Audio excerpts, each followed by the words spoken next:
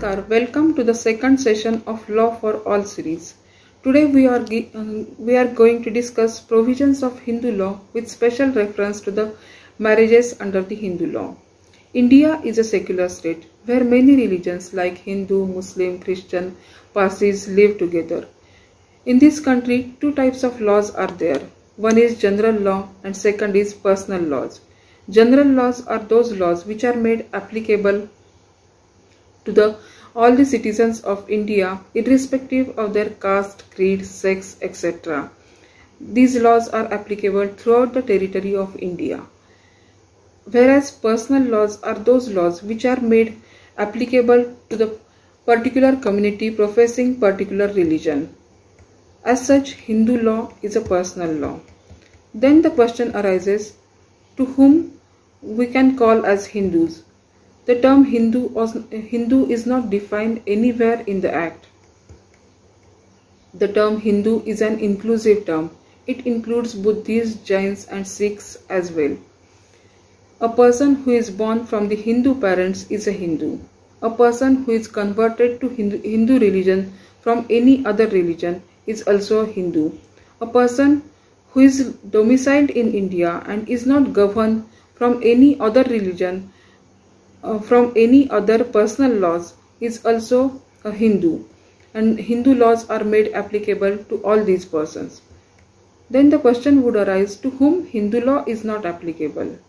Hindu law is not applicable to those Hindus who have converted themselves from Hinduism to any other laws, and Hindu law is not applicable to those who are not following the principles of Shastras.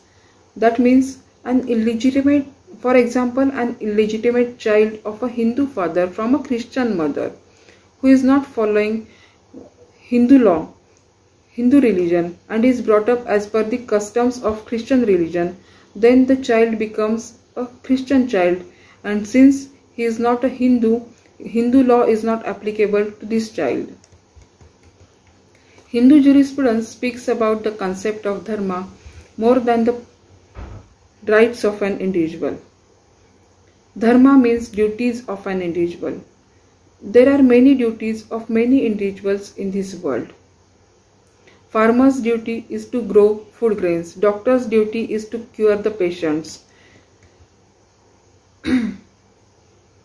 Various enactments are made under the provisions under the domain of Hindu law.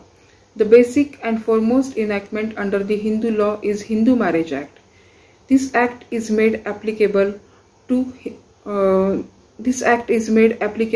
any person who is following Hindu, Jain, Sikh, Buddhism as his religion. But the act is not applicable to Muslims, Christians, Parsis, Jews, because they are having their own personal laws. They are governed by their own personal laws. The law is made applicable to those Hindus who are by birth Hindus or by religion Hindus. The Hindu Marriage Act is made applicable to the followers of Brahmo Samaj, Arya Samaj, Lingayat Samaj, Veerashaiva Samaj, Prarthana Samaj, etc.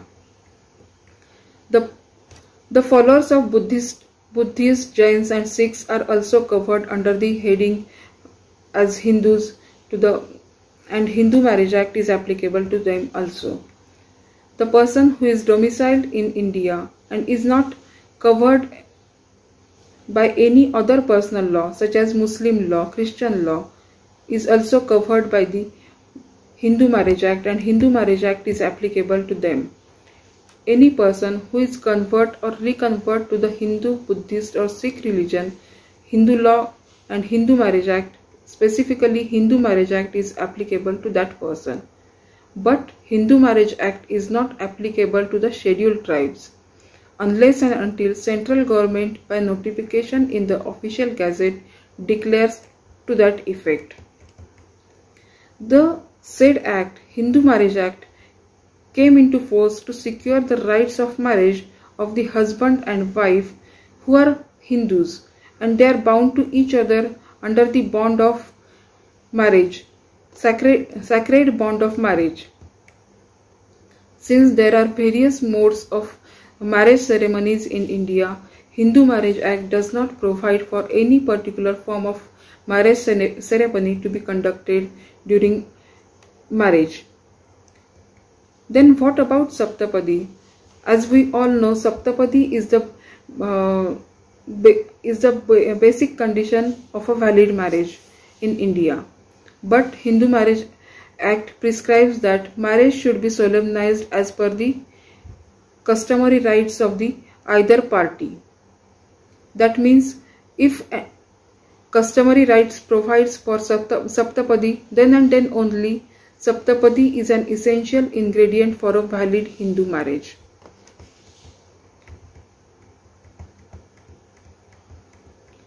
There are certain essential conditions to be for the valid marriage under Hindu Marriage Act.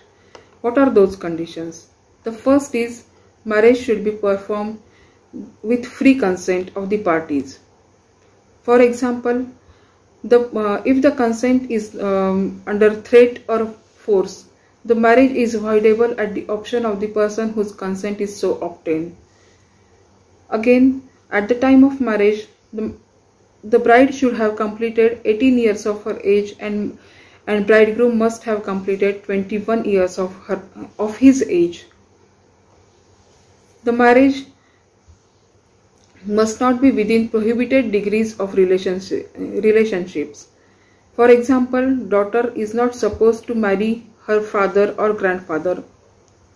The marriage should not be marrying parties, that is husband and wife, should not be subindas of each other unless and until the custom provides so. Subindas means the persons offering pindas to the common ancestors. That means a brother cannot marry his sister. At the time of marriage, the basic and foremost condition is that the parties should be of sound mind. If all these grounds are fulfilled, then and then only marriage becomes a valid marriage. Then what is the void marriage?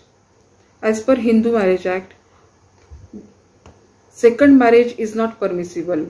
Therefore, any person who is marrying second time, when he is having his spouse living at the time of marriage, the marriage is void.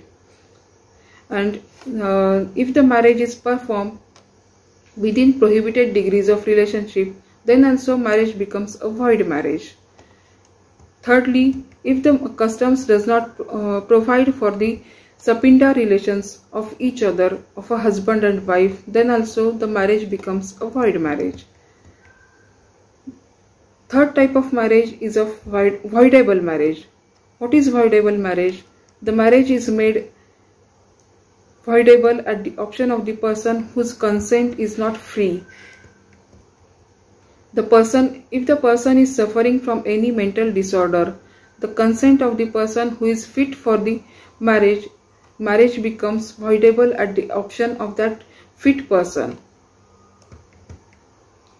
If the bride is pregnant from another man at the time of marriage, the marriage becomes voidable at the option of the bridegroom.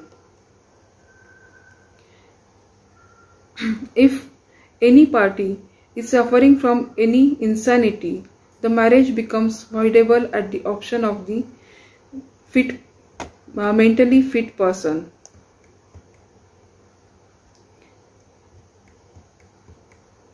As such, Hindu Marriage Act provides for various kinds of marriages. To bind another party as a legal partner, the marriage must be a valid marriage. Valid marriage creates rights and duties to the other parties as well. Section 8 of the Hindu Marriage Act provides for the registration of marriages. Though registration of the marriages is not made compulsory under the Hindu law or Hindu Marriage Act, registration is most desirable because the registration creates a legal document which is a good piece of evidence in the courts of law. Both the parties are supposed to register their names before the district registrar for registration of their marriage within 30 days from the date of marriage. But a marriage cannot be registered if the parties are not living together as husband and wife with each other. A marriage can also not be registered if the ceremony of marriage is not performed as per Hindu law. As such, we have discussed various provisions and various implications of the Hindu marriages under the Hindu law. I hope the doubts in the minds of the viewers might have been cleared. Thank you very much.